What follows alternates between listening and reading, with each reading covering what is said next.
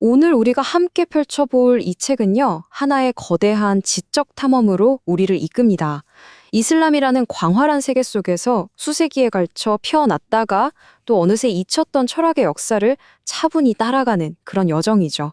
사상과 문화가 어떻게 시간의 강을 건너고 또 새로운 땅에서 전혀 다른 모습으로 바뀌면서 마침내 완전히 새로운 생명을 얻게 되는지 그 장대한 이야기를 함께 들여다보려고 합니다. 우리의 이야기는 바로 이 질문에서부터 시작됩니다. 고대 그리스의 그 이성적인 사유가 어떻게 이슬람이라는 완전히 새로운 정신적 토양 위에서 뿌리를 내릴 수 있었을까요? 그리고 어떻게 이전과는 다른 모습의 그런 풍성한 열매를 맺게 되었을까요?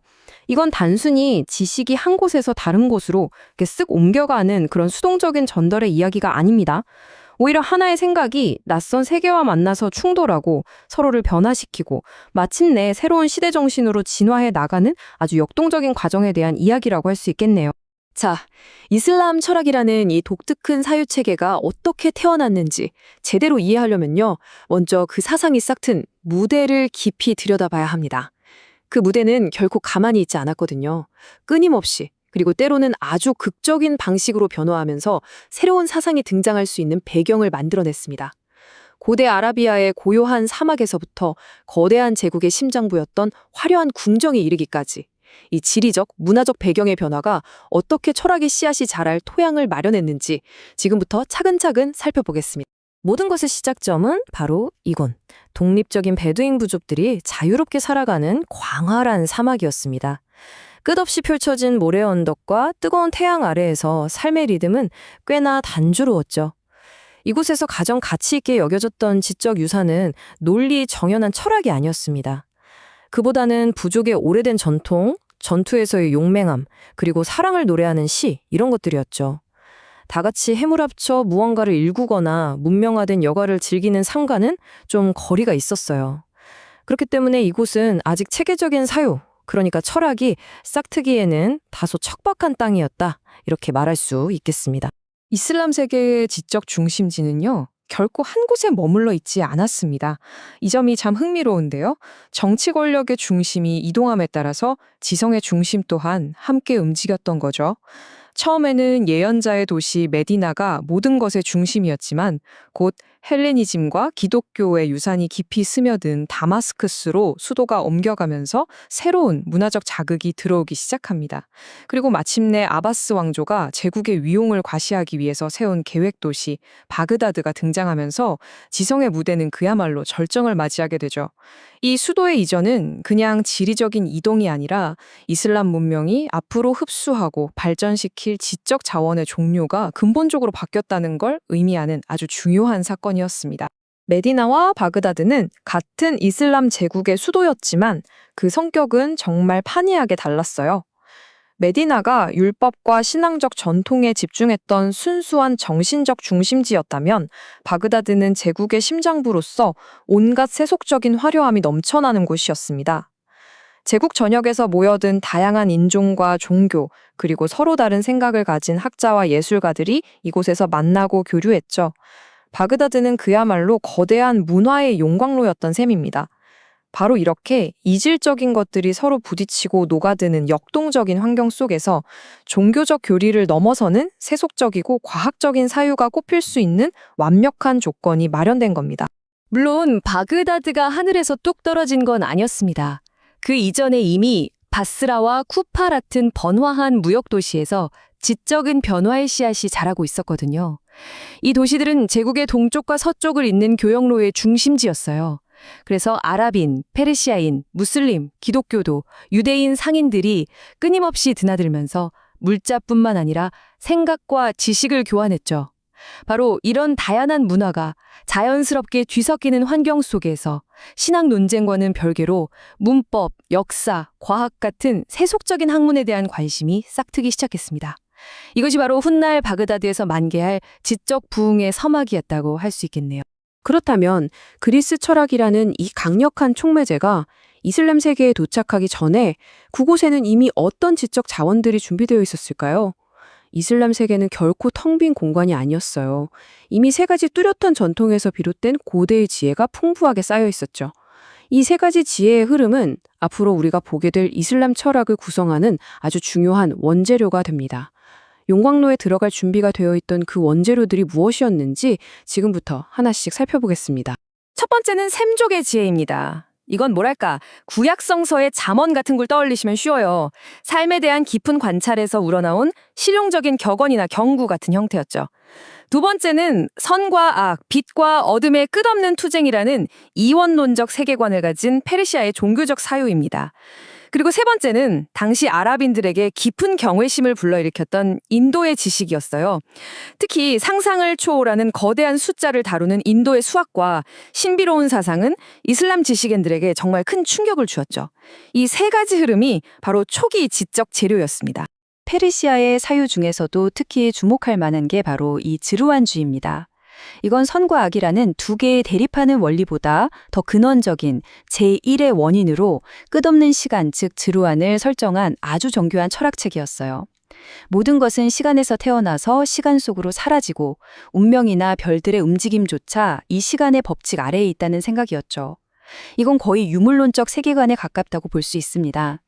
이러한 사상은 신학적 교리와는 다른 방식으로 세계를 이해하려는 세속적 사유에 깊은 영향을 미쳤습니다. 당시 이슬람 세계가 인도에 대해 가졌던 경외심은 이 문장에서 명확히 드러납니다.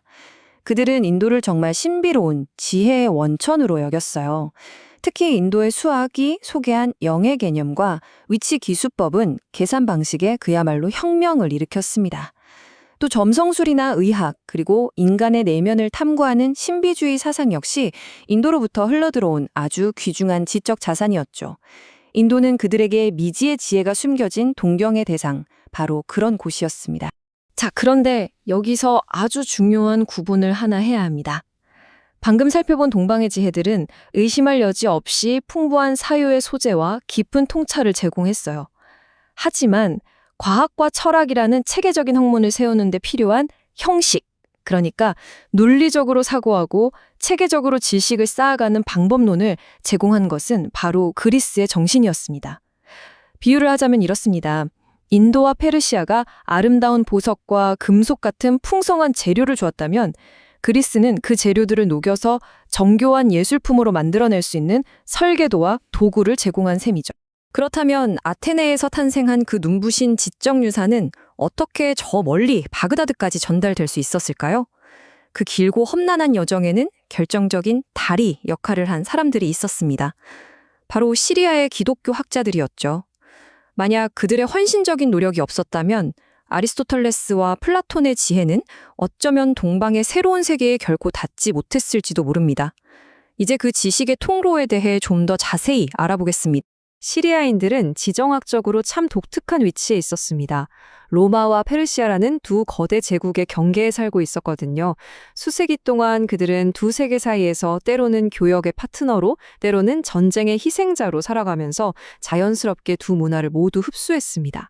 특히 알렉산드리아나 안티오키아 같은 유서 깊은 헬레니즘 도시들과 교류하면서 그리스의 학문과 문화를 깊이 받아들였죠.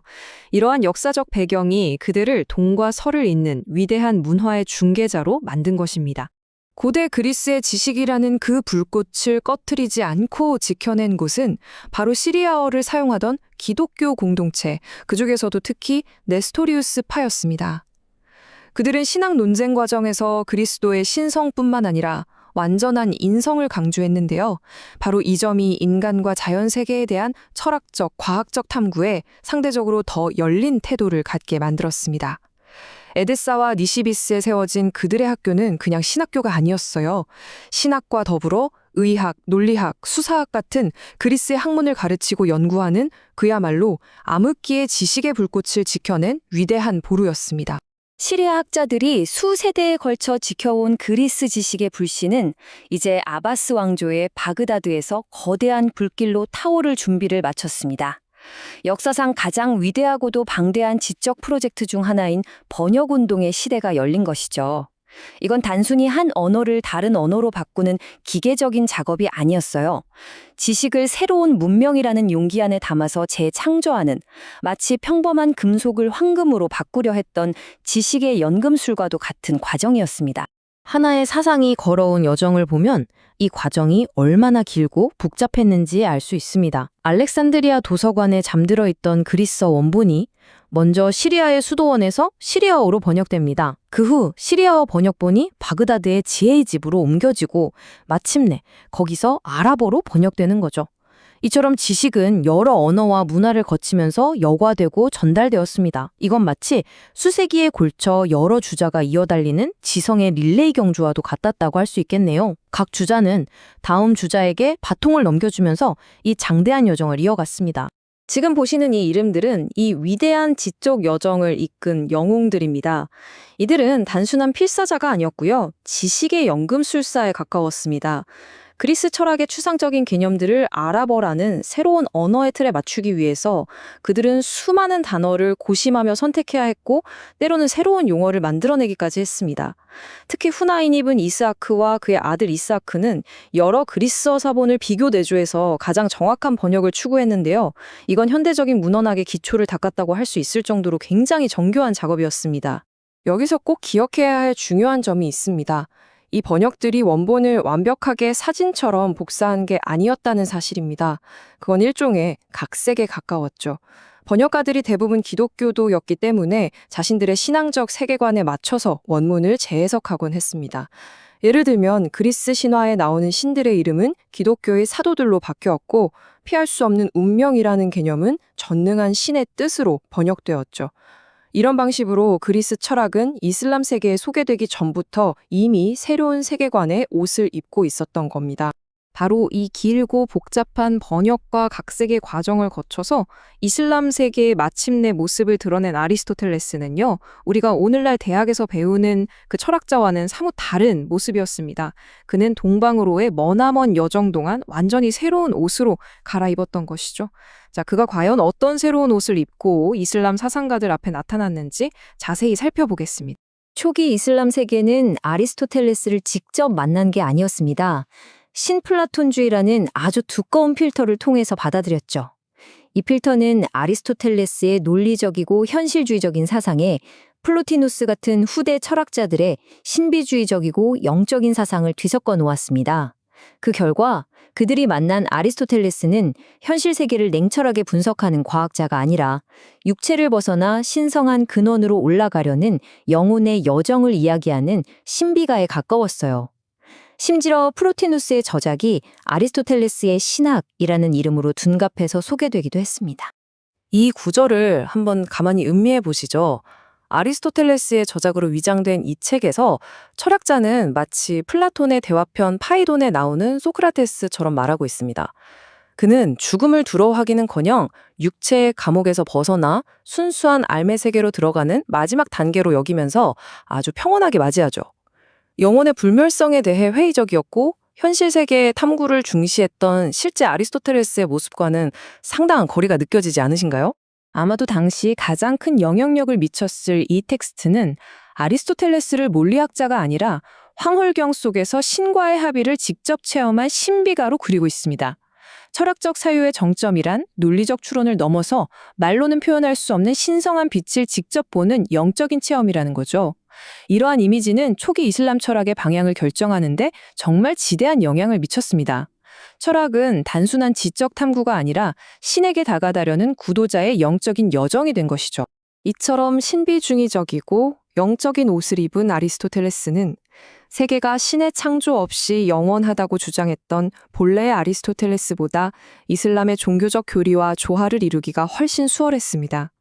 또한 모든 지혜의 근원은 하나라는 신플라톤주의의 경향은 위대한 두 철학자인 플라톤과 아리스토텔레스가 근본적으로는 같은 진리를 이야기했을 것이라는 믿음을 심어주었죠. 이 위작들은 바로 그 둘 사이의 간극을 메워주는 완벽한 다리처럼 보였던 겁니다. 자, 이제 모든 무대는 갖추어졌습니다. 고대 동방의 지혜라는 원재료가 용광로에 담겼고 그리스 사상이라는 강력한 촉매제가 신플라톤주의의 모습으로 변형되어 도착했습니다. 이제 이 뜨거운 용광로는 마침내 이슬람 세계의 독창적인 첫 철학자들을 탄생시킬 준비를 마쳤습니다.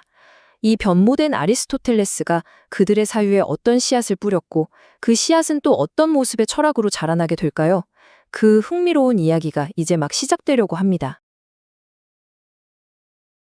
그리스 철학이라는 거대한 파도가 밀려오기 전에 이슬람 세계는 이미 그 자체로 빛나는 지성의 별들을 품고 있었습니다. 네, 바로 언어와 법 그리고 신학이죠. 초기 이슬람의 사상가들은요, 이 세 가지 기둥을 중심으로 어떻게 자신들만의 지적인 우주를 세워나갔을까요? 그리고 마침내 두 개의 거대한 세계가 만났을 때 과연 어떤 눈부신 지적 폭발이 일어났을까요? 오늘 이 책을 통해서 우리는 그 위대한 만남이 일어나기 직전에 아주 고요하면서도 치열했던 그 세계로 함께 들어가 보려고 합니다. 우리의 여정은요, 먼저 사회의 뼈대를 세우는 언어와 법의 작업실을 살짝 들여다보는 것에부터 시작할 거예요. 그 다음에는 신과 인간의 관계를 두고 벌어졌던 아주 뜨거운 신학 논쟁의 장으로 들어가 볼 거고요. 거기서 우리는 이성의 챔피언이었던 무타질라 학파와 전통의 수호자들을 만나게 될 겁니다. 더 나아가서 세상을 원자 단위로 쪼개보거나 내면의 신비와 하나가 되려는 아주 독특한 시도들도 살펴볼 거고요. 그리고 이 모든 지적인 항해가 당대의 문화라는 바다에 어떤 흔적을 남겼는지 그 마지막 페이지까지 천천히 함께 넘겨보겠습니다. 모든 위대한 문명은 사실 자기 자신을 정의하는 일에서부터 시작하죠. 초기 이슬람 세계도 마찬가지였습니다. 바깥 세상으로 눈을 돌리기 전에 그들은 먼저 자신들의 가장 소중한 보물, 바로 언어와 법이라는 이 두 개의 기둥을 아주 단단하게 세워야 했습니다. 이것이 바로 그들의 첫 번째 지적 과제였던 거죠. 초기 이슬람 지성의 심장, 그 중심에는 바로 아랍어가 있었습니다. 그들에게 언어는 그냥 소통수단, 그 이상이었어요. 신의 말씀인 쿠란을 담은 신성한 그릇이었으니까요. 쿠란의 모든 표현이 완벽하고 단 한 글자의 오류도 없다는 걸 증명하는 게 무엇보다 중요했습니다. 그렇기 때문에 언어학은 단순한 학문을 넘어서 신앙을 지키는 아주 견고한 성벽과도 같았어요. 학자들은 고대 신화 사막 유목민들이 쓰는 살아있는 말을 수집하면서 쿠란의 모든 표현이 문법적으로 완벽하다는 걸 입증해야만 했습니다. 이 치열하고도 경건한 과정 속에서 아랍어 문법학은 하나의 정교한 과학으로 발전하기 시작합니다. 이 문법학의 세계에서 곧 두 거인이 맞붙게 됩니다. 한쪽은 바스라 학파. 이들은 언어 속에 숨겨진 보편적인 논리와 규칙을 찾아내려고 한 말하자면 철학자들이었어요. 키아스, 즉 유추라는 아주 엄격한 잣대로 모든 언어 현상을 설명하려고 했죠. 반면에 쿠파 학파는 거리의 언어학자들이었습니다. 그들은 규칙에 딱 들어맞지 않더라도 사람들이 실제로 사용하는 생생한 표현과 전통을 존중했어요. 이건 단순히 문법 규칙에 대한 논쟁이 아니었습니다. 언어를 완벽한 설계도로 볼 것인가 아니면 살아 숨쉬는 생명체로 볼 것인가에 대한 아주 거대한 철학적 대결이었던 거죠. 그런데 정말 놀라운 건요, 이 순수한 아랍 학문의 심장부에서 이미 낯선 손님의 그림자가 어른거리고 있었다는 사실입니다. 바로 그리스 사상이었죠. 특히 논리를 중시했던 바스라 학파의 연구실에는 아리스토텔레스의 그림자가 아주 짙게 드리워져 있었습니다. 명사, 동사, 소사 같은 걸로 품사를 나누는 방식부터 시의 운율을 마치 수학 공식처럼 분석해낸 운율학의 탄생까지 그리스의 분석적인 사고가 마치 보이지 않는 물감처럼 아랍 지성이라는 캔버스에 서서히 스며들고 있었던 겁니다. 자, 정확한 언어로 신의 말씀을 이해했다면 이제 그 말씀을 어떻게 삶으로 살아낼 것인가 하는 더 큰 질문이 기다리고 있었겠죠? 제국의 영토는 점점 넓어지고 다양한 문화적 배경을 가진 사람들이 모여들면서 공동체를 하나로 묶어줄 단단한 윤리 그리고 법률 체계가 정말 절실해졌습니다. 과연 이슬람 공동체는 이 도전에 어떻게 응답했을까요? 인생의 갈림길에서 길을 잃었을 때 초기 무슬림들에게는 밤하늘의 북극성처럼 의지하는 것이 있었습니다. 바로 예언자 무함마드의 삶, 순나였습니다. 예언자시라면 이 상황에서 어떻게 말씀하시고 행동하셨을까? 이 질문이 모든 판단의 기준이었던 거죠. 쿠란이 신이 주신 지도라면 순나는 그 지도를 들고 앞서 걸어간 위대한 선구자의 발자취였던 셈입니다. 그래서 순나는 쿠란 다음가는 두 번째 건의의 원천이 되었습니다. 그렇다면 그 위대한 선구자의 발자취는 어떻게 알 수 있었을까요? 바로 하디스를 통해서입니다. 하디스는 예언자의 말과 행동 하나하나를 담은 생생한 기록들의 모음집이에요. 그러니까 순나가 정신이라면 하디스는 그 정신을 담은 그릇이라고 할 수 있겠죠. 예언자가 세상을 떠난 후에 그의 가르침을 잊지 않기 위해 정말 수많은 하디스가 수집되었습니다. 물론 그중에는 진짜인지 의심스러운 것들도 섞여 있었기 때문에 진짜 예언자의 말씀을 가려내는 일, 그 자체가 하나의 거대한 학문이 되었습니다. 하지만 세상은 너무나도 빨리 변했죠. 쿠란에도 예언자의 기록에도 없는 새로운 문제들이 계속해서 터져나왔습니다. 이때 일부 법학자들은 라의, 즉 자신의 이성적인 판단에 기대기 시작했어요. 하지만 이건 좀 위험한 길이었습니다. 왜냐하면 명확한 기준이 없는 개인의 판단은 자칫하면 제멋대로인 결론으로 이어질 수 있었기 때문이죠. 결국 법학계에는 전통의 수호자들과 이성의 개척자들 사이에 팽팽한 긴장감이 흐르기 시작했습니다. 이렇게 라의가 자의적이라는 비판을 받는 혼란 속에서 훨씬 더 정교한 도구가 등장합니다. 바로 키아스, 즉 유추입니다. 이건 단순히 내 생각에는 이렇다가 아니라 논리적인 다리를 놓는 작업이었어요. 예를 들어서 쿠란이 포도주를 금지한 이유가 사람을 취하게 만들기 때문이라는 본질을 파악했다면 그 논리의 다리를 건너서 사람을 취하게 하는 다른 모든 술 역시 금지된다는 결론에 이르는 거죠.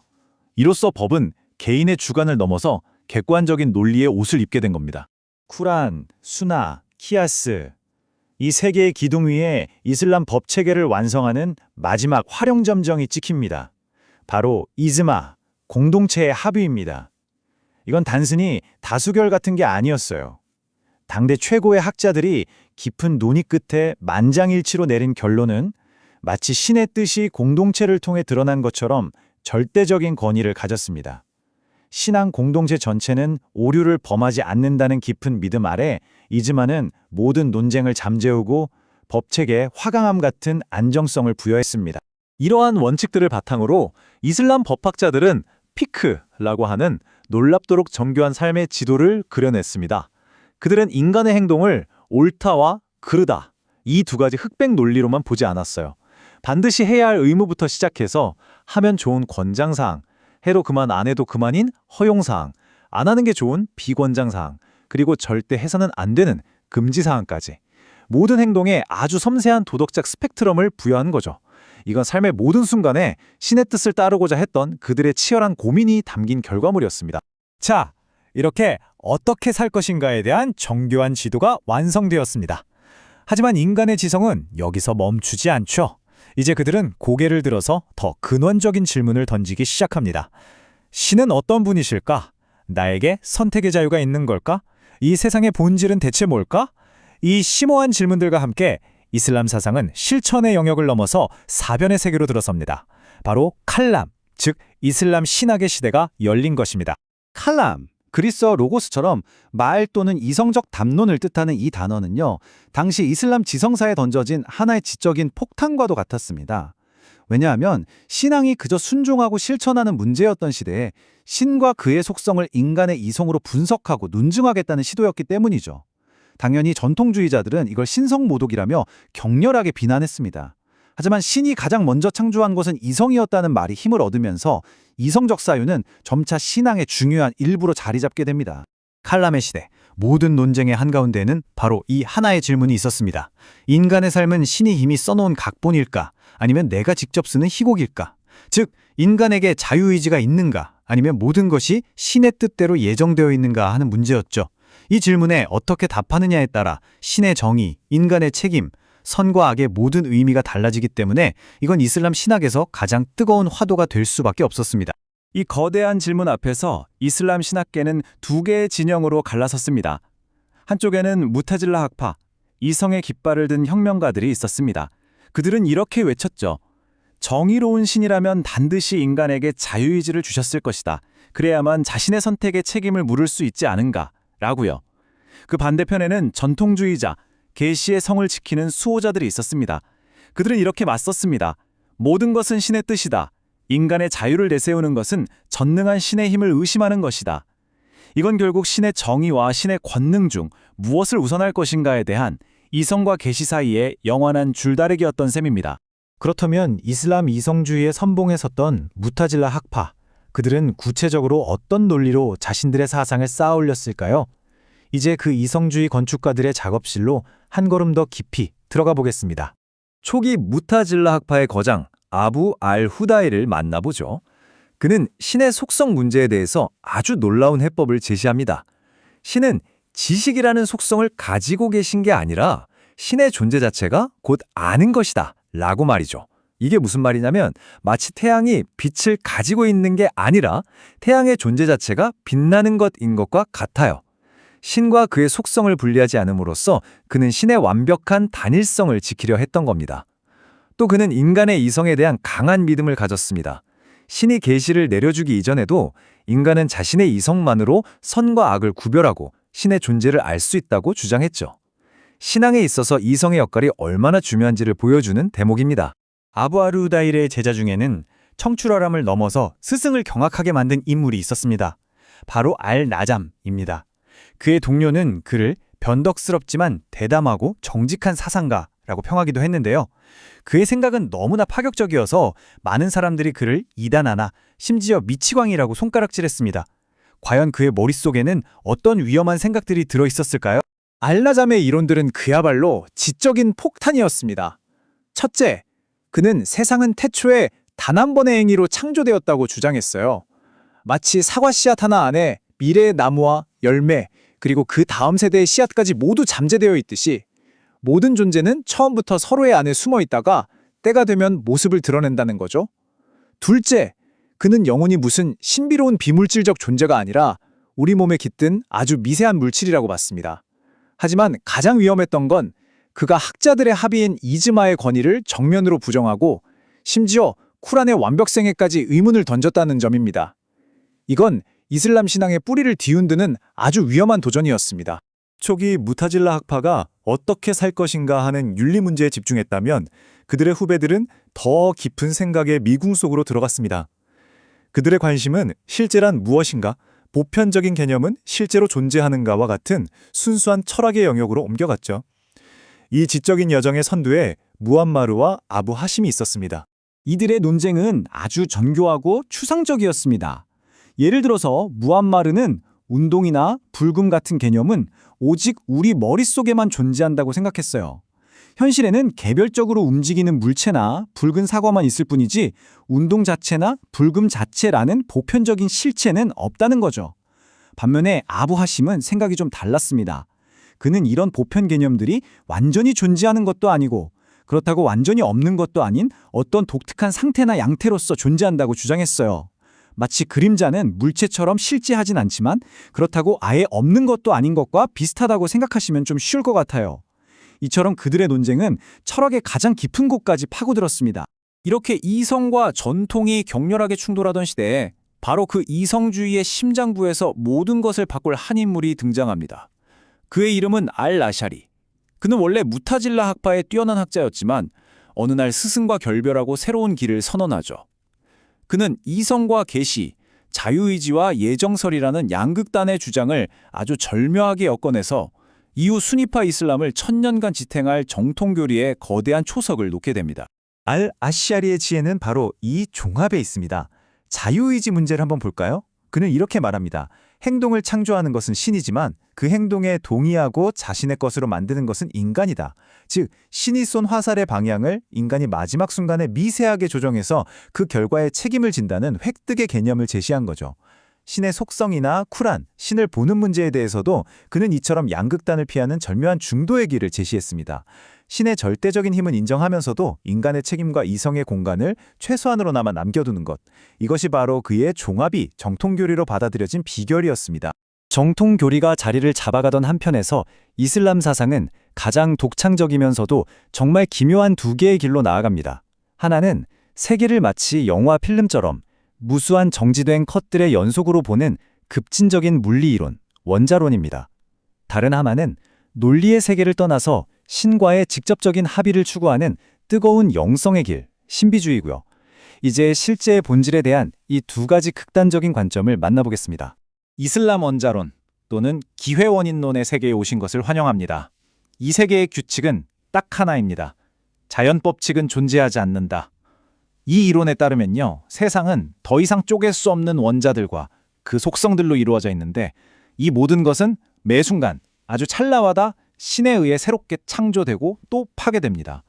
어제의 세계와 오늘의 세계는 아무런 필연적인 관련이 없는 거예요.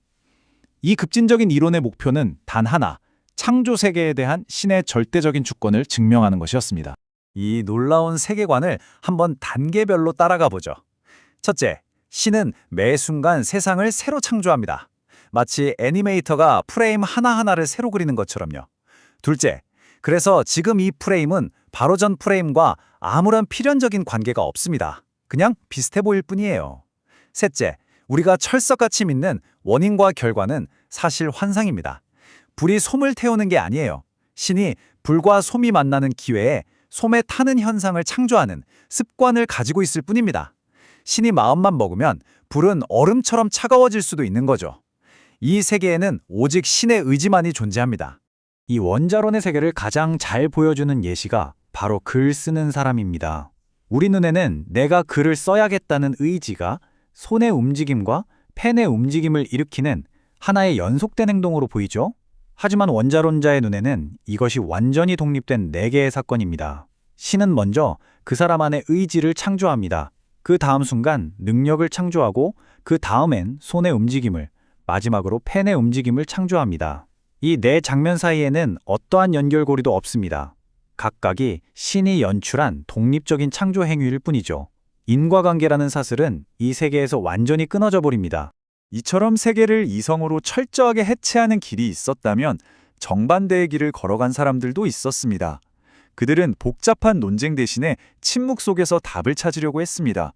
신을 머리로 분석하는 대신 가슴으로 느끼려고 했죠. 이 내면을 향한 고요하고도 뜨거운 여정, 이것이 바로 수피즘으로 알려진 이슬람 신비주의입니다. 칼람과 수피즘, 그것은 신에게 이르는 두 개의 상반된 길이었습니다. 칼람이 이해의 길이라면 수피즘은 경험의 길이었죠. 칼람의 학자들은 논리라는 망원경으로 저 멀리 계신 창조주를 관찰하려고 했습니다. 반면에 수피들은 명상과 헌신의 춤을 통해서 내 안에 계신 사랑하는 이와 하나가 되려고 했습니다. 한쪽이 세계를 분석의 대상으로 보았다면 다른 한쪽은 신에게 이르기 위해서 벗어버려야 할 헛된 그림자로 보았던 거죠. 수피즘의 심자는 바로 이 사랑이라는 단어에 있습니다. 그들의 고백을 한번 들어보시죠. 우리를 신에게로 이끄는 것은 천국에 대한 희망이나 지옥에 대한 두려움이 아니다. 오직 사랑뿐이다. 진정한 축복은 신에 대해 아는 것이 아니라 사랑하는 이와 하나가 되는 것이다. 수피들에게 신은 논증해야 할 대상이 아니라 모든 것을 바쳐서 사랑해야 할 연인이었던 겁니다. 지금까지 우리는 철학과 신학이라는 거대한 지적 산맥을 넘었습니다. 그렇다면 이 치열한 고민들은 과연 학자들의 서재 안에만 갇혀 있었을까요? 아니요, 그렇지 않았습니다. 이 생각의 물줄기들은 당대의 문학과 역사라는 넓은 강으로 흘러들어가서 시대의 정신을 비추는 거울이 되었습니다. 마지막으로 그 거울을 잠시 들여다보겠습니다. 당대 최고의 시인들의 작품 속에는 시대의 철학적 고뇌가 짙게 배어 있습니다. 예를 들어 시인 무타나비는 인간 운명의 허무함과 신의 섭리에 대한 깊은 성찰을 노래했고요. 역사가 마수리는 단순히 연대기를 기록하는 것을 넘어서 여러 문명의 흥망성쇠 속에서 역사의 법칙을 찾으려고 했습니다. 이처럼 철학적 사유는 문학과 역사의 옷을 입고 더 많은 사람들의 마음에 가닿았고 다음 시대의 지적 토양을 더욱 비옥하게 만들었습니다. 오늘의 긴 여정을 마무리하면서 가장 기묘했던 이론인 원자론이 우리 자신에게 던지는 마지막 질문을 남겨보려고 합니다. 만약 이 세계가 그리고 나 자신이 매 순간 새롭게 창조되는 존재라면 어제의 나와 오늘의 나는 과연 같은 사람이라고 말할 수 있을까요? 과거의 기억과 미래의 계획으로 이어진 나라는 정체성은 혹시 우리가 만들어낸 하나의 아름다운 환상은 아닐까요? 이 질문에 대한 답은 아마도 또 다른 위대한 만남의 시작이 될 겁니다. 이슬람의 황금기, 세상의 모든 지식이 한 곳으로 모여들던 때를 한번 상상해보세요. 그리스의 차가운 논리학, 페르시아의 신비주의, 그리고 눈부시게 발전하던 과학과 의학까지 정말 대단했죠. 하지만 이 방대한 지식들은요, 마치 저마다 다른 노래를 부르는 거대한 합창단과 같았어요. 이걸 어떻게 하나의 아름다운 화음으로 묶어낼 수 있을까? 바로 이 거대한 지적 과제에 대한 해답을 찾아가는 여정이 지금부터 시작됩니다. 이 문장은 당시 사상가들이 철학이라는 것에 얼마나 큰 기대를 걸었는지를 보여주는 대목입니다. 그들에게 철학은 그냥 머리로만 하는 지적 유희가 아니었어요. 그건 흩어져 있는 모든 지식을 꿰뚫어서 영혼이 스스로의 진짜 본질을 깨닫게 하는 궁극적인 도구였던 거죠. 마치 신의 시선으로 온 세상을 내려다보듯 모든 것의 조화를 단번에 이해하는 경지. 이게 바로 그들이 철학을 통해 도달하고 싶었던 위대한 목표였습니다. 보시는 것처럼 당시의 지성세계는 여러 강물이 만나서 섞이는 거대한 삼각주 같았어요. 과학, 영성, 그리고 그리스의 논리라는 아주 다른 성격의 물줄기들이 한데 모여들기 시작한 거죠. 하지만 이 강력한 흐름들은 때로 서로 부딪히기도 했습니다. 사람들은 자연스럽게 묻기 시작했어요. 이 모든 것을 아우르는 단 하나의 진리는 없는 걸까? 바로 이 질문이 이슬람 철학이라는 거대한 이야기의 서막을 열게 됩니다. 이 거대한 통합을 향한 첫걸음은 조금은 의외의 곳에서 시작됩니다. 바로 아주 실용적인 학문인 과학과 의학, 그리고 시간이라는 절대적인 힘에 대한 깊은 생각에서부터였죠. 고대 피타고라스의 영향 아래 이들은 세상을 어떻게 이해하려고 했을까요? 제일 먼저 무대에 등장한 사람들은 자연 철학자들이었습니다. 이들은 아마도 우주가 하나의 거대한 악기라고 생각했던 것 같아요. 고대 피타고라스 학파의 전통을 따라서 세상 모든 것의 근원에는 수학적인 질서, 그러니까 일종의 음악이 숨어 있다고 믿었거든요. 그래서 이들에게 숫자는 단순히 계산을 위한 도구가 아니었습니다. 이 우주적 교향곡의 악보를 읽어낼 수 있는 신성한 열쇠, 바로 그것이었죠. 이 흐름의 가장 중심에는 알라지, 라틴어로는 라제스라고 불리는 인물이 있었습니다. 그는 정말 뛰어난 의사였지만 사람의 몸만 치료하는 걸로는 충분하다고 생각했어요. 완전한 치유는 철학을 통해서 영혼까지 이해할 때 비로소 가능하다고 믿었던 거죠. 특히 그는 이런 말을 했습니다. 고대인의 지식은 물론 위대하다. 하지만 우리는 그들의 어깨 위에 서서 더 멀리 봐야 한다. 지식은 과거에 머무르는 게 아니라 계속해서 진보한다는 그의 생각은 당시로서는 굉장히 혁신적이었습니다. 한편 이런 과학적인 탐구와는 전혀 다른 방향에서 아주 도발적인 주장을 하는 사람들이 나타났습니다. 바로 다흐라이트라고 불리는 이들이었는데요.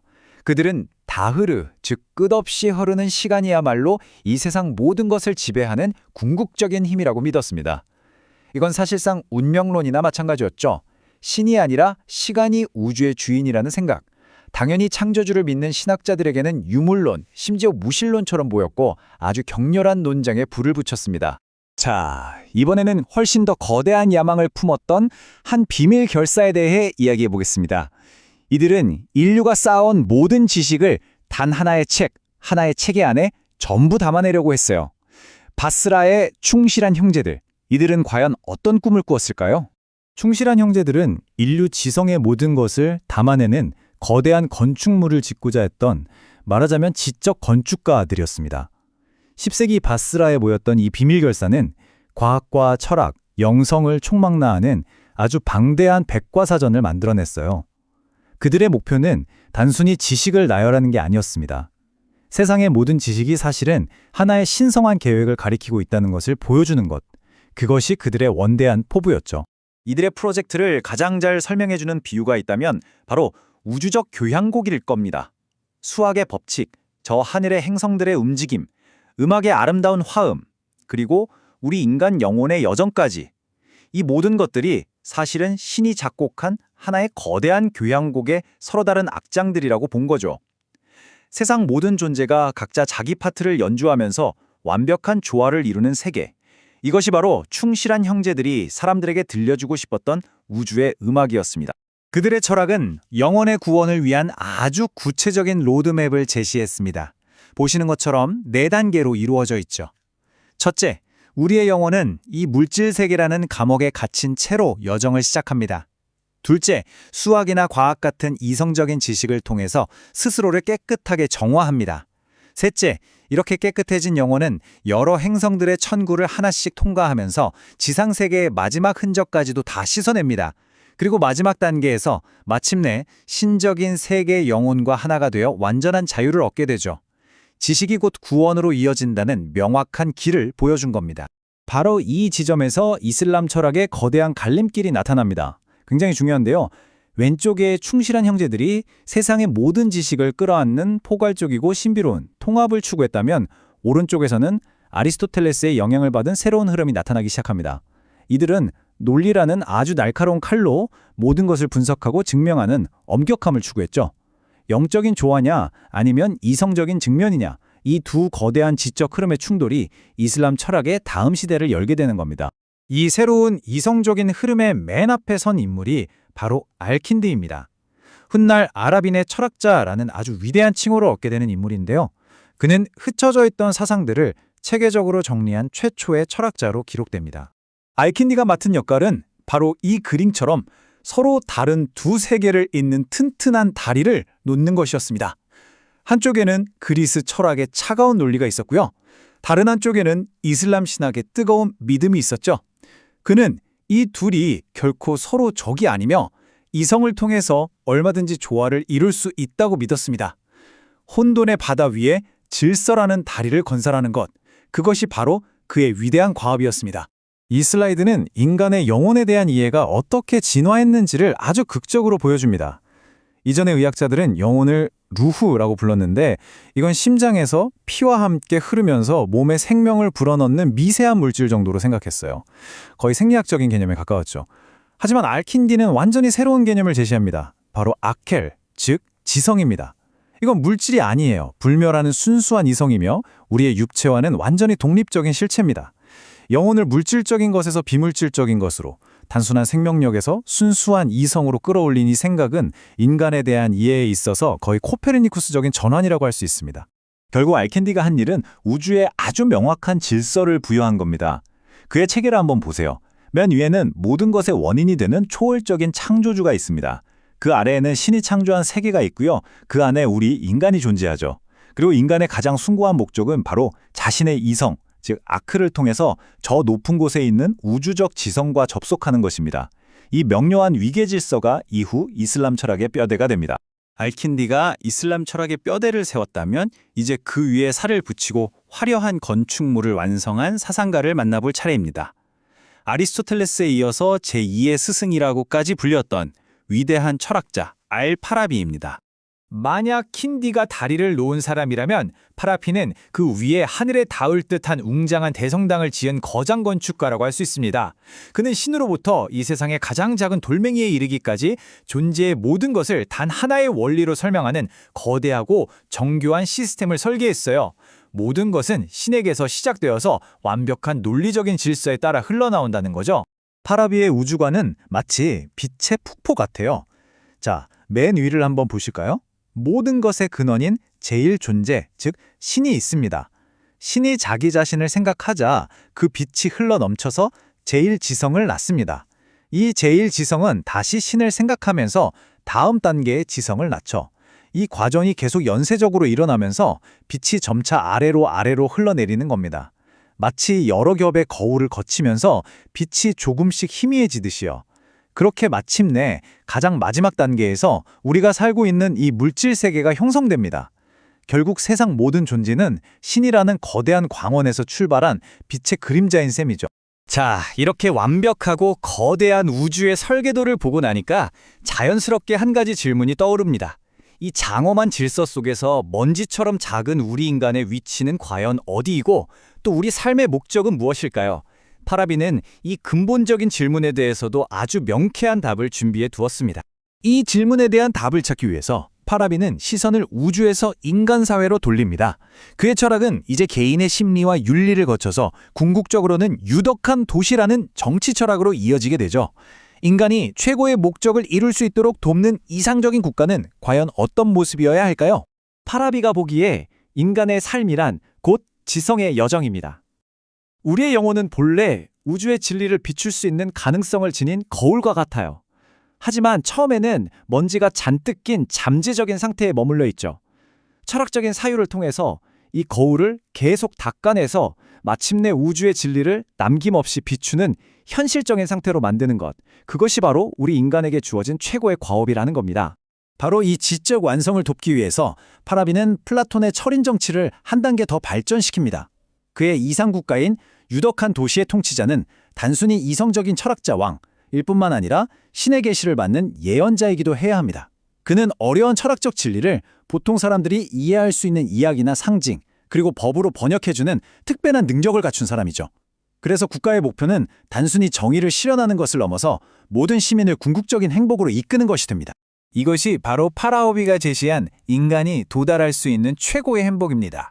우리가 흔히 생각하는 감각적인 쾌락이 가득한 그런 낙원이 아니에요. 그 대신 철학을 통해서 완벽하게 닦여진 나의 이성이 저 우주 전체를 관장하는 거대한 지성과 하나가 되는 경지, 순수한 이해의 빛 속에서 영원히 머무는 것, 이것이야말로 파라비가 말한 궁극의 행복이었던 겁니다. 자, 이렇게 모든 것을 설명하는 완벽한 체계가 완성되었습니다. 하지만 여기서 이런 질문을 던져봅니다. 과연 이성만으로 신과 우주, 그리고 계시의 모든 비밀을 남김없이 설명할 수 있을까요? 이 완벽해 보이는 이성의 건축물에 균열을 일으키려는 아주 강력한 비판이 등장한다면 이 체계는 과연 버텨낼 수 있을까요? 이 질문에 대한 답은 우리의 다음 여정에서 계속됩니다. 이 세상에 존재하는 모든 건 신으로부터 비롯된 걸까요?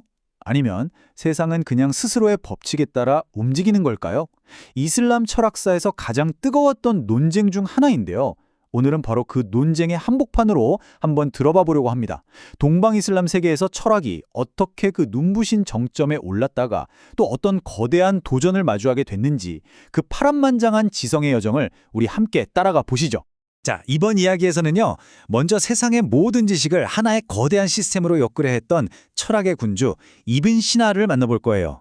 그리고 나서 본다는 것의 의미를 완전히 뒤집어버린 천재과학자죠. 이븐 알하이탐의 놀라운 발견도 한번 살펴볼 거고요. 그리고 마침내 철학이라는 거대한 성체의 기반 자체를 뿌리부터 뒤흔들었던 위대한 신학자 알가잘리의 아주 강력한 비판에 귀를 기울여볼 시간입니다. 이 세 사람의 치열했던 지적 탐구가 이슬람 사상의 흐름을 정말 말 그대로 어떻게 바꾸어 놓았는지 그 거대한 전환의 순간을 함께 지켜보시죠. 네, 그 이야기의 시작은 바로 이슬람 철학의 황금기를 이끌었던 인물이죠. 철학자들의 군주라고 불리는 이븐 시나입니다. 이 사람이 어떤 인물이냐면요. 아리스토텔레스로 대표되는 그리스 철학, 그리고 이슬람 신학, 여기에 당대 최고의 의학 지식까지 정말 그 시대의 인류가 쌓아 올린 거의 모든 지성을 하나로 쫙 꿰어서 거대한 통합을 이루려고 했던 그런 사람이었어요. 사실 그의 삶은 결코 안정과는 거리가 멀었습니다. 여러 왕조의 궁정을 계속 옮겨다니면서 정말 치열한 정치적 암투 속에서 살았거든요. 어떤 날은 왕의 주치의자 재상으로서 최고의 권력을 누렸다가도 또 어떤 날은 모든 걸 잃고 차가운 감옥에 갇히는 신세가 되기도 했죠. 그런데 정말 놀라운 건 바로 그 예측 불가능한 혼란의 한복판에서 이후 수백 년 동안 동양과 서양의 지성계를 모두 지배하게 될 그 위대한 철학 체계를 완성해냈다는 겁니다. 이븐 시나의 야망은 실로 어마어마했습니다. 그는 인간의 이성으로 파악할 수 있는 세상의 모든 지식을 마치 하나의 거대한 나무처럼 완벽하게 체계화하고 싶어 했어요. 논리학이라는 아주 단단한 뿌리에서부터 시작해서 형이상학과 물리학이라는 굵직한 기둥을 세우고 심리학과 의학이라는 풍성한 가지를 뻗어나가는 그런 그림을 그렸던 거죠. 존재의 모든 것을 남김없이 설명하는 완벽한 시스템을 꿈꿨던 겁니다. 그 거대한 철학 체계의 가장 근본이 되는 출발점, 그러니까 모든 것을 떠받치는 단 하나의 개념이 바로 필연적 존재입니다. 이건 다른 어떤 원인도 필요 없이 스스로 존재하는 유일한 실체를 의미해요. 왜 존재하나요? 라는 질문 자체가 성립하지 않는 존재, 바로 신이죠. 이븐 시나에게 신이란 세상 모든 존재의 이유를 설명하기 위한 논리적인 필연이었고 단 하나의 절대적인 출발점이었습니다. 자, 그리고 신을 제외한 이 세상의 모든 것들, 바로 우리 자신, 그리고 우리가 보고 느끼는 저 하늘과 땅, 모든 생명체는 가능적 존재라는 범주에 속합니다. 이 존재들은 스스로 존재할 힘이 없어요. 존재할 수도 있고 존재하지 않을 수도 있는 그저 가능성으로만 머물러 있는 존재들이죠. 마치 그림자가 빛이 있어야만 나타날 수 있듯이 이 모든 가능적 존재들은 그들의 실존 자체를 필연적 존재인 신에게 전적으로 의존하고 있는 셈입니다. 그렇다면 이 필연적 존재인 신은 어떻게 해서 이 수많은 가능적 존재들을 세상에 내놓았을까요? 이븐 시나는 어느 날 갑자기 신이 세상을 창조했다, 이렇게 보지 않았습니다. 대신에 신이라는 완벽하고 충만한 존재로부터 지성과 존재가 마치 가득 찬 잔에서 물이 흘러넘치듯이 혹은 태양에서 빛이 사방으로 뻗어나가듯이 자연스럽게 흘러나왔다고 설명했어요. 이걸 유출설이라고 부릅니다. 신으로부터 첫 번째 순수한 지성이 흘러나오고 그 지성이 다시 자신의 근원인 신을 생각하면서 두 번째 지성과 하늘을 만들어내는 거죠. 이 과정이 연쇄적으로 마치 거대한 우주적 폭포수처럼 계속 이어져서 마침내 우리가 발딛고 사는 이 지상의 세계에 이르게 된다는 그런 그림을 상상하시면 됩니다. 이 거대한 우주 속에서 인간은 그럼 어떤 존재일까요?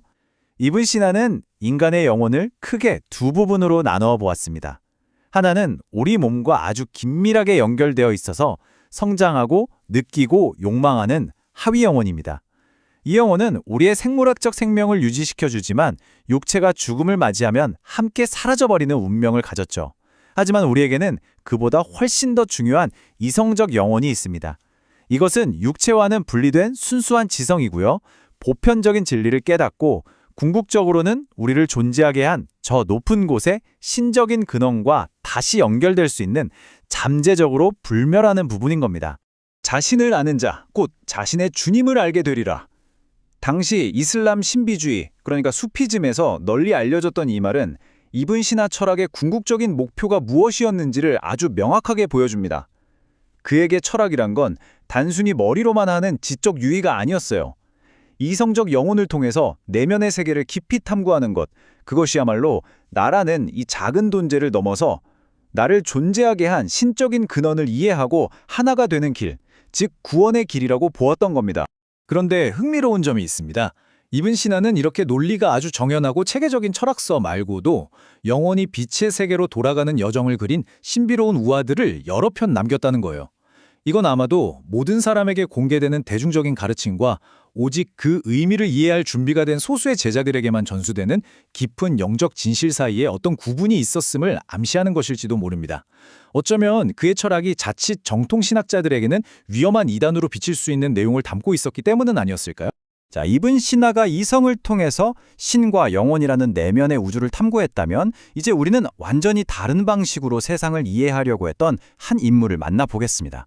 그는 철학적인 사변이라 논쟁 대신에요, 정밀한 관찰과 엄격한 실험이라는 새로운 렌즈를 통해서 저 바깥의 물리적인 세계를 들여다본 인물, 바로 과학의 아버지 중 한 명으로 불리는 이븐 알하이탐입니다.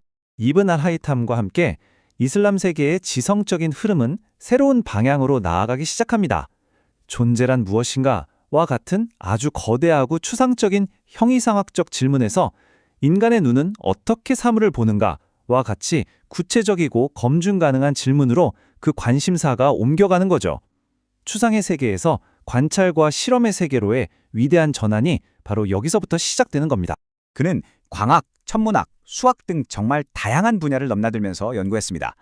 하지만 역사에 길이 남은 그의 진짜 위대한 업적은요, 그가 무엇을 연구했느냐가 아니라 어떻게 연구했느냐, 바로 그의 방법론에 있었습니다. 그는 먼저 가설을 세우고 외부 변수를 철저하게 통제한 실험을 설계해서 그것을 증명하고요. 그 결과를 수학이라는 보편적인 언어로 명확하게 설명했습니다. 이것이 바로 오늘날 우리가 과학적 방법론이라고 부르는 것의 가장 중요한 선구적인 형태였던 거죠. 그의 가장 유명하고 또 혁명적인 연구는 바로 보는 것에 대한 것이었습니다. 그 당시 사람들은 플라톤 이래로 눈에서 어떤 빛이나 기운 같은 게 뿜어져 나와서 사물을 만져서 본다고 생각했거든요. 하지만 그는 암실 실험을 통해서 정반대라는 걸 증명해냈죠. 사물에서 반사된 빛이 눈의 작은 구멍을 통해 들어오고 뇌가 그 빛의 정보를 해석하는 복잡한 과정이야말로 바로 시각이라는 겁니다. 이건 단순히 광학의 발전을 넘어선 엄청난 철학적 통찰이었습니다. 왜냐하면 우리가 경험하는 이 생생한 현실이라는 게 세상의 모습을 거울처럼 그냥 수동적으로 비추는 게 아니라 우리 정신이 과거의 경험과 기억을 바탕으로 능동적으로 판단하고 재구성해낸 결과물이라는 사실을 보여주었기 때문입니다. 이렇게 이슬람 세계에서는 이븐 시나의 거대한 철학 체계와 이븐 알하이탐의 새로운 과학 정신이 공존하면서 지성의 지평을 넓혀가고 있었습니다. 자, 이제 우리는 이 모든 지적 흐름의 한가운데로 걸어 들어가서 철학자들이 바로 그들이 자랑하는 이성의 이름으로 신앙의 근본을 위협하고 있다고 주장하면서 정면으로 칼을 겨는 인물 알가잘리를 만나보겠습니다. 알가잘리의 삶은 그 자체로 정말 한 편의 드라마 같습니다. 당대 최고의 지성으로 존경받으면서 학문의 정점에 섰던 그가 어느 날 갑자기 모든 명예와 부를 헌신짝처럼 버리고 깊은 영적 회의에 빠져들어요. 그는 수년간 이어진 고독한 방랑생활 끝에 책이나 논리가 아닌 가슴으로 느끼는 직접적인 신앙 체험을 통해서 비로소 진정한 알매에 도달하게 되죠. 바로 이 극적이고 치열했던 개인적인 여정이 이후 그가 펼치는 철학 비판에 그 누구도 감히 무시할 수 없는 깊은 진정성과 강력한 힘을 실어주게 됩니다. 지식을 통해서 구원에 이를 수 있다. 바로 이것이 이븐 시나 같은 철학자들이 당대 지성인들에게 제시했던 위대한 희망이었습니다. 인간의 순수한 이성만으로도 궁극적인 진리와 영원한 행복을 얻을 수 있다는 아주 눈부신 약속이었죠. 하지만 알가잘리의 눈에는 바로 이 약속이야말로 인간의 가장 교만하고 위험한 환상으로 보였습니다. 그건 결국 인간의 이성이 신이 내려준 계시보다 더 우월한 자리에 오를 수 있다고 주장하는 것과 다름없었기 때문이죠. 그의 대표작 철학자들의 모순에서 알가잘리는 철학자들의 핵심 주장을 하나하나 아주 냉철하게 반박합니다. 그는 단순히 그들이 논리적으로 틀렸다고 말하는 데 그치지 않고 그들의 주장이 이슬람 신앙의 근본을 파괴하는 명백한 불신앙이라고 선언했죠. 첫째, 철학자들은 세상이 신처럼 시작도 끝도 없이 영원하다고 주장했는데 이건 신께서 아무것도 없는 상태에서 세상을 창조했다는 쿠란의 가르침에 정면으로 위배된다는 겁니다. 둘째, 신은 인간이나 나무 같은 보편적인 원리만 알 뿐이지 지금 이 순간 고통받고 있는 나 자신이나 길가에 떨어진 나뭇잎 하나 같은 개별적인 것들에는 관심이 없다고 주장했습니다. 이건 우리의 머리카락 한 올까지도 모두 헤아리시는 전지전능한 신의 모습을 부정하는 것이었죠. 그리고 마지막으로 죽은 뒤에는 오직 이성적 영혼만 부활하고 우리의 육체는 썩어 없어질 뿐이라고 주장했는데 이건 최후의 심판과 육체의 부활이라는 이슬람의 가장 핵심적인 약속을 거부하는 것이라고 보았습니다. 하지만 알가잘리의 수많은 비판 중에서도 가장 강력하고 또 후대에 가장 큰 영향을 미친 독창적인 공격은요. 우리가 지금 이 순간에도 너무나 당연하게 여기는 개념을 향했습니다. 바로 원인과 결과, 즉 인과관계입니다.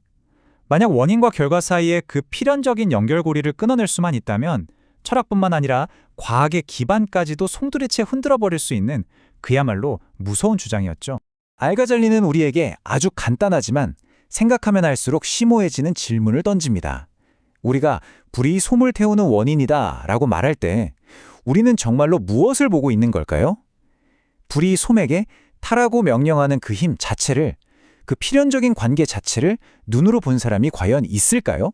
그의 대답은 정말 충격적입니다.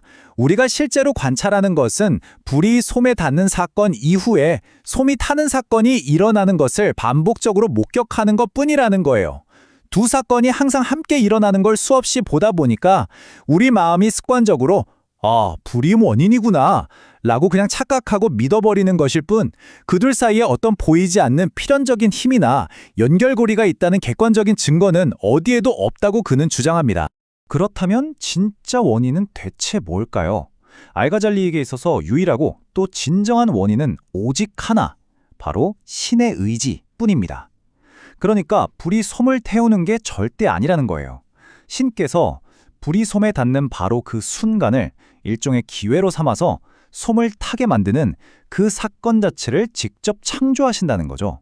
이 세상에서 일어나는 모든 일들은 사실 피조물들끼리 서로 영향을 주고받아서 생기는 게 아니에요. 매 순간, 정말 찰나의 순간마다 신이 직접 개입해서 연출하는 거대한 신의 연극과도 같은 겁니다.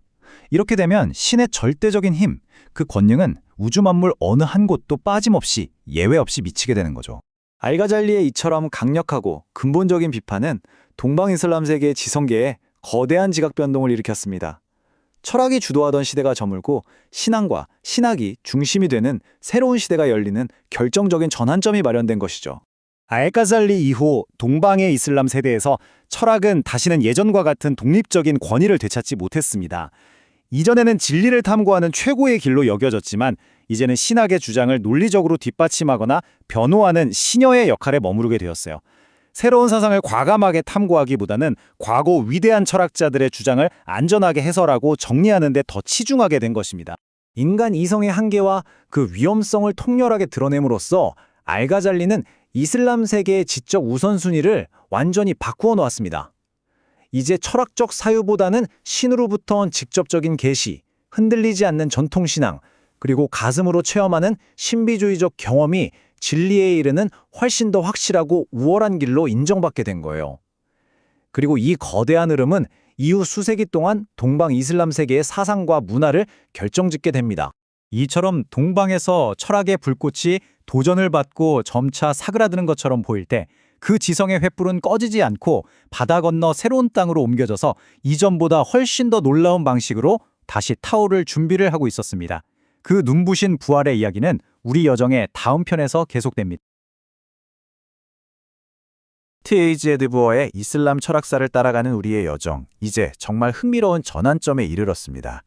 이슬람 세계 동방에서 피어났던 철학의 불꽃이 어떻게 서방이라는 새로운 땅으로 옮겨가 또 다른 지성의 역사를 만들어냈는지 그 거대한 흐름을 함께 따라가 보겠습니다.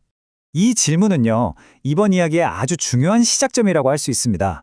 왜냐하면 이제 철학적 사유의 무게중심이 동쪽에서 서쪽으로 그야말로 기념비적인 이동을 시작하거든요. 한 시대의 지적 유산이 어떻게 낯선 땅에서 다시 살아나고 또 새롭게 해석되는지 그 과정을 한번 자세히 들여다보겠습니다. 동방 이슬람 세계에서 철학이 마주했던 운명은 바로 한 사람의 이름으로 요약될 수 있습니다. 알-가잘리. 당대 가장 총명했던 지성 중 한 명이었죠. 그는 철학이라는 길을 누구보다 깊이 걸어 들어갔다가 그 길의 끝에서 완전히 새로운 방향을 가리킨 인물입니다. 알-가잘리의 삶을 들여다보면요, 정말 한편의 드라마 같습니다. 처음에는 최고의 합리주의 철학자로서 모든 명예를 누렸어요. 그런데 어느 날 갑자기 이 모든 걸 버리고 깊고 깊은 신비주의의 세계로 뛰어들죠. 그의 인생 여정 자체가 인간의 이성은 어디까지 갈 수 있는가, 그리고 이성을 넘어선 영적인 체험은 과연 무엇인가 하는 근원적인 질문을 온몸으로 보여주는 듯합니다. 가잘리는 당대 철학자들을 향해서 아주 강력한 비판을 던졌습니다. 그 핵심은 바로 이것이었어요. 당신들이 그토록 자랑하는 논리라는 도구로는 신의 존재, 세상의 창조 같은 신앙의 근본적인 문제들을 결코 증명할 수 없다. 특히 아리스토텔레스 철학의 논리적 증명 방식이 이런 궁극적인 질문들 앞에서는 결국 무력하다고 주장했습니다. 그러니까 가잘리가 우리에게 두 갈래의 길을 보여주는 셈입니다. 진리에 이르는 두 가지 길. 하나는 아리스토텔레스 철학처럼 논리와 이성을 사용해서 진리를 차근차근 증명해 나가는 길이고, 그리고 다른 하나는 수피즘, 즉 이슬람 신비주의를 통해 신과의 직접적이고 영적인 합의를 체험함으로써 진리를 한순간에 깨닫는 길이죠. 가잘리에게 이성적 증명은 늘 한계가 있고 불확실하게 느껴졌지만 신비주의적 체험이 주는 그 압도적인 확신은 그 무엇과도 바꿀 수 없는 것이었습니다. 가잘리가 철학을 비판한 지점 중에서 가장 날카롭고 중요한 부분이 바로 이 인과율에 대한 공격입니다. 보통 철학자들은 세상이 원인과 결과라는 필연적인 법칙에 따라 움직인다고 생각했잖아요. 그런데 가잘리는 이 생각을 완전히 뒤집으려고 했어요. 예를 들어 불이 솜에 닿으면 솜이 타는 건 불 자체에 무언가 태우는 힘이 있기 때문이 아니라는 겁니다. 그럼 왜 타는 걸까요? 바로 그 순간 신이 솜을 타도록 직접 창조하기 때문이라는 거죠. 세상에서 일어나는 모든 사건 하나하나가 사실은 독립적인 원인과 결과가 아니라 매 순간 이어지는 신의 직접적인 창조 행위의 연속이라는 겁니다. 그가 왜 이런 주장을 했을까요? 그 이유는 분명합니다. 만약 세상이 필연적인 법칙으로만 움직인다면 신이 세상에 개입할 여지가 사라지잖아요. 기적 같은 건 일어날 수 없게 되죠. 가잘리는 신의 전능한 힘과 자유로운 의지를 지키기 위해 이 세상 모든 순간이 오직 신의 뜻에 달려있다고 선언했던 것입니다.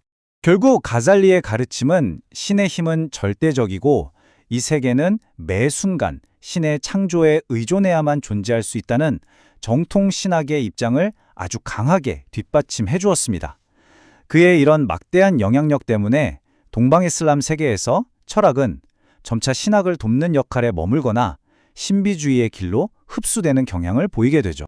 자, 이렇게 동방에서 그리스 철학에 기반한 이성적 탐구의 불꽃이 점차 사그라들고 있을 때쯤 아주 흥미로운 일이 벌어집니다. 저 멀리 서쪽, 무슬림이 다스리던 스페인, 즉 알-안달루스에서 새로운 빛이 떠오르기 시작한 겁니다. 철학의 무게중심이 이제 서쪽으로 옮겨가고 있었습니다. 이 새로운 지적 환경 속에서 서방 이슬람 철학의 문을 활짝 연 선구자들이 등장하는데요. 바로 이븐 바자 그리고 이븐 투파일이라는 인물들입니다. 라틴 세계에서는 각각 아벤파케와 아부바케르라는 이름으로 알려졌죠. 이븐 바자는 상당히 흥미로운 제안을 합니다. 그는 당대의 사회가 너무 타락해서 진정한 철학자가 진리를 추구하기에 적합하지 않다고 봤어요. 그래서 철학자는 사회와 거리를 두고 고독한 개인으로서 홀로 사색을 통해 정신을 갈고 닦아야 한다고 주장했습니다. 이렇게 고립된 순수한 사유를 통해서만 인간이 도달할 수 있는 가장 높은 경지, 즉 신적인 지성과 하나가 될 수 있다고 믿었던 거죠. 이븐 바자의 이 고도판 탐구라는 아이디어를 이어받아서 아주 멋진 철학 소설로 발전시킨 사람이 바로 이븐 투파일입니다. 그의 소설 하이 이븐 야크자는 하나의 깊고 심오한 질문을 던집니다. 과연 인간은 사회나 어떤 종교적 계시의 도움 없이 오직 자기 자신의 이성과 자연에 대한 관찰만으로 궁극의 진리에 도달할 수 있을까 하는 물음이죠. 소설 속 주인공 하이의 여정은 인간 이성에 가진 잠재력에 대한 하나의 강력한 우화라고 할 수 있어요. 이 이야기는 인간의 마음이 어떻게 감각적인 경험이라는 가장 기초적인 단계에서 출발해서 점차 과학적인 탐구를 거치고 형이성학적인 추론에 이르고 마침내 가장 높은 철학적, 신비주의적 진리에까지 다다를 수 있는지를 차근차근 보여줍니다. 사회도 어떤 성스러운 책도 없이 오직 자연이라는 책과 이성이라는 도구만으로 진리를 찾아가는 한 인간의 장대한 지적 모험인 셈입니다. 서방의 철학적 전통은 바로 이 인물, 이븐 루시드에 이르러 그 정점을 맞이하게 됩니다. 그는 저 멀리 동방의 거인 알 가잘리가 철학을 향해 던졌던 도전에 정면으로 맞섰던 사상가였습니다. 이븐 루시드는 아리스토텔레스의 논리가 신앙에 대한 위협이라고 생각하지 않았습니다. 오히려 그 반대였죠. 신이 만든 이 위대한 창조 세계에 담겨있는 진리를 이해하는 가장 높은 수준의 길이라고 생각했어요. 즉, 철학이야말로 신의 위대함을 가장 잘 드러내는 방법이라고 굳게 믿었던 겁니다. 앞서 우리가 봤듯이 가잘리는 철학자들의 모순이라는 책을 통해서 철학자들의 주장이 근본적으로는 앞뒤가 맞지 않고 신앙과도 어긋난다고 주장하면서 도전장을 던졌었죠. 이성의 길은 결국 모순이라는 막다른 길에 부딪힐 뿐이라는 선언이었습니다. 이븐 루시드는 이 도전에 정면으로 응수합니다. 그는 자신의 대표작 제목을 아주 의미심장하게 지었는데요. 바로 모순의 모순입니다. 가잘리가 말한 그 모순이야말로 모순이라는 뜻이죠. 이 책을 통해 그는 철학이 신앙과 충돌하는 것이 아니라 오히려 진리를 이해하는데 반드시 필요한 도구라고 열정적으로 변호했습니다. 이 두 거인의 충돌은 결국 신과 세계, 그리고 신앙과 이성의 관계를 어떻게 보느냐 하는 근본적인 관점의 차이에서 비롯됐습니다. 가잘리에게 세계는 신의 자유로운 의지에 따라 매 순간 새롭게 창조되는 곳이었지만 이븐 루시드에게 세계는 신의 지혜가 담긴 영원하고 합리적인 법칙에 따라 움직이는 하나의 시스템이었습니다. 그래서 가잘리에게 이성은 반드시 계시 아래에 있어야 했지만 이븐 루시드는 철학과 종교가 서로 다른 방식으로 같은 진리를 말하고 있다고 본 거죠. 일반 대중은 종교의 비유적인 언어를 통해서, 그리고 철학자는 이성의 논증을 통해서 궁극적인 진리에 도달한다는 것이었습니다. 그러니까 이븐 루시드에게 우주는 가잘리가 생각했던 것처럼 신의 임의적인 뜻에 따라 좌우되는 곳이 아니었던 겁니다. 우주는 인간의 지성으로 파악할 수 있는 일관된 원리를 가진 합리적인 시스템이었어요. 그렇기 때문에 철학적인 탐구를 통해서 신의 창조물에 담긴 그 합리성과 지혜를 발견하는 것이야말로 신을 가장 깊이 이해하는 길이고, 이것이 바로 종교의 가장 높은 형태라고 믿었던 것입니다. 세월이 한참 흘렀습니다. 정치적으로 쇠퇴기에 접어든 이슬람 세계에 또 한 명의 기념비적인 사상가가 등장하는데요. 그는 자신의 시선을 신이나 우주 같은 형이상학적인 문제에서 우리 인간들의 삶 그 자체, 즉 역사로 돌렸습니다. 그는 단순히 과거에 어떤 사건이 있었는지를 기록하는 것에 만족하지 않았습니다. 문명이 왜 흥하고 또 왜 망하는지 그 근본적인 법칙을 이해하고 싶어 했죠. 역사 속에서 반복되는 패턴을 찾으려 했던 겁니다. 그는 진정으로 과거를 이해하려면 역사가는 철학자가 되어야 한다고 주장했습니다. 즉, 사건의 표면 아래에 숨어있는 패턴과 원인을 찾아야 한다는 것이죠. 그는 이전의 역사가들이 검증도 없이 전설이나 과장된 이야기를 그대로 기록하는 것을 비판하면서 역사가의 진짜 임무는 사회를 움직이는 보이지 않는 동력을 과학적으로 분석하는 것이라고 선언했습니다. 이븐 알두는 역사를 하나의 거대한 순환 과정으로 보았습니다. 그리고 이 순환을 이끄는 가장 강력한 힘이 바로 사회적 결속력이라고 했죠. 예를 들어 거친 환경에서 살아가는 유목민 집단은 강한 결속력을 바탕으로 힘을 키워 권력을 잡습니다. 하지만 도시에 정착해서 사치와 안락함에 빠지다 보면 이 결속력이 점점 약해지고 결국에는 강한 결속력으로 무장한 새로운 집단에게 멸망당하는 패턴이 반복된다고 분석했습니다. 이것은 인류 역사상 최초의 사회과학적 분석 중 하나로 평가받고 있습니다. 이슬람 세계에서 이렇게 찬란하게 피어났던 위대한 사상들의 여정은 알란달루스나 북아프리카에서 끝나지 않았습니다. 이제 그 방대한 지식은 또 다른 바다를 건너 유럽 대륙에 새로운 지성의 불꽃을 일으킬 준비를 하고 있었습니다.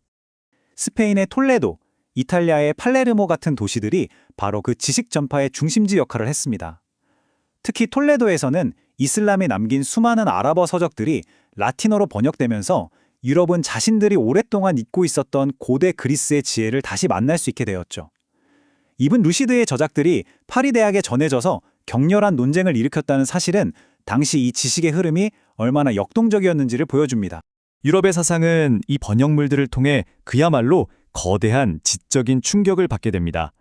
특히 이븐 루시드의 정교한 주석과 함께 아리스토텔레스의 철학 전체가 다시 소개되면서 중세 유럽의 지성계를 뒤흔들었죠. 그리고 이것은 토마스 아퀴나스와 같은 스콜라 철학의 거장들이 자신들의 방대한 신학 체계를 세우는데 아주 결정적인 지적 자원이 되었습니다. 자, 이것으로 총 5부에 걸친 우리의 탐구를 모두 마칩니다. 이 마지막 질문은 우리에게 중요한 성찰의 기회를 주는 것 같습니다. 이슬람 철학은 단순히 서양 철학을 위한 징검다리 역할만 한 것이 아니었습니다. 그 자체로 너무나 풍부하고 완성된 하나의 거대한 지적 세계였죠. 우리가 지금까지 함께 여행한 이 세계가 가진 독창성과 그 깊이를 온전히 이해하고 기억하는 것, 그것이야말로 이 긴 여정의 진정한 의미가 아닐까 생각합니다.